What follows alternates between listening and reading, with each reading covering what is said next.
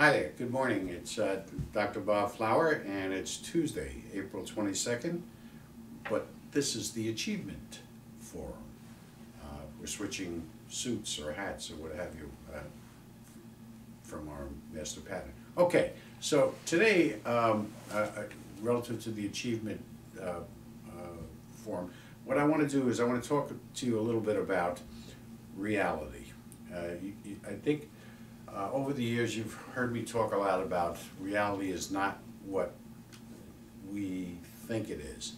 And after about 33 years of research and interaction almost on a daily basis with this concept of natural intelligence and the decoding, so to speak, of potential, it has come to my attention that many things that we encounter in our daily lives are not really what life is about. They represent something, and that is the real reality. In my college days, both my undergraduate and my graduate, I was a big fan and big lover of a branch of philosophy called metaphysics, and metaphysics is actually described as the reality behind life, okay? What things are going on underneath. And it's this subconscious level of reality that people have no clue about. I mean, you have your psychologists and psychiatrists and therapists do have somewhat of a understanding, and in fact, you know, this is how they make their living. But there is a much deeper reality that I've discovered by virtue of this this discovery that I made with natural intelligence and potential. And a little bit, I talk about it in all of my books. My favorite section relative to this is in A Revolution in Understanding, which is my second book. And it's the quote by Abraham Maslow, the famous 20th century psychologist, where he talks about you know, the notion of unrealistic perfectionism, okay? I would say it's not only is it unrealistic perfectionism, but it's unrealistic reality, you know. And once again, let me just quote, because this is always worthwhile.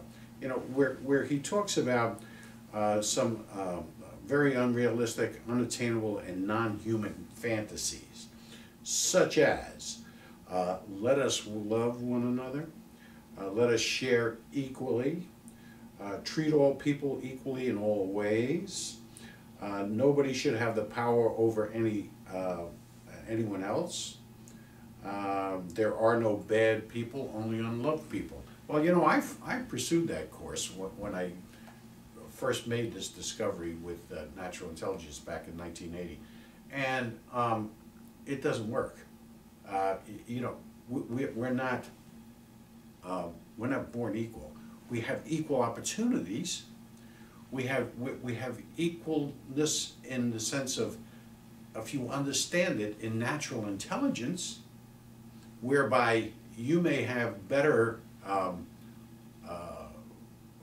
intelligence relative to your physical abilities, where I don't. I may have better mental facilities than you do. All right. So for somebody to say, well, you know, materially or physically we're all equal. No, that's not true. Not true. There's people who are better looking than us and uglier than us. There are people who are stronger, there are people who are weaker. There are people who are sicker, there are people who are healthier. I mean, this is such bull crap, and it ruins people. And it ruins relationships. And I would posit that, you know, it ruins marriages and families, because people think that they need to be perfect, and they already are perfect.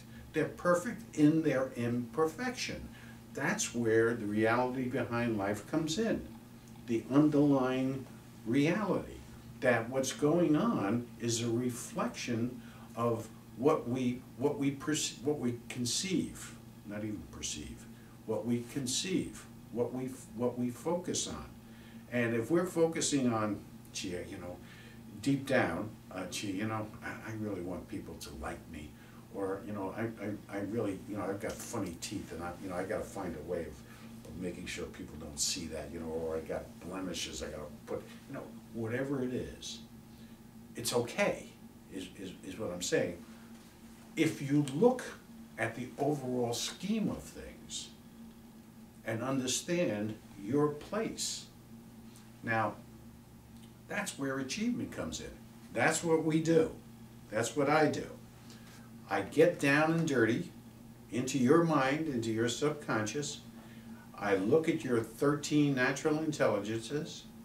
I look at your perception of polarity, you know, adversity. See how you deal with it, how you treat it.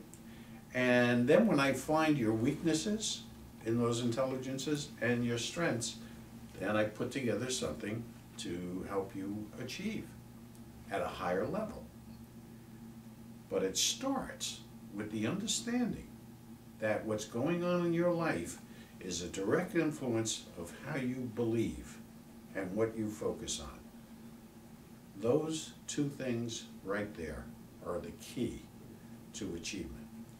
There are other areas, there are other intelligences, but if you're not open, it doesn't matter who talks to you. It doesn't matter what they say. Okay? You're not going to change. You're not going to achieve. You're not going to be able to grow. You're not going to be happier. Right? I didn't say happy now, I said happier. Okay? And in being able to deal with adversity and unrealistic expectations and unrealistic concepts, you will become much more self-secure, much more capable of attaining.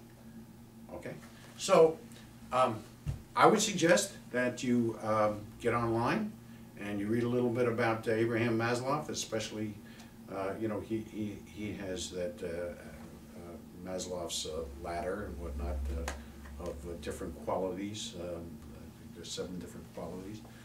Read about that and read about his notion of unrealistic perfectionism, and think about it in your life. Think about it in your friend's life and your family's life, and especially with your kids, you know, or your grandkids or what have you, and see how things might be different by pursuing this course. You don't have to make the commitment yet. Be perceptive, right? Because perceptions can change. Beliefs, they're kind of difficult to change, not perceptions. Okay, listen, Dr. Bob, giving you the advice for the week, and we'll be talking to you next week. Have a good one.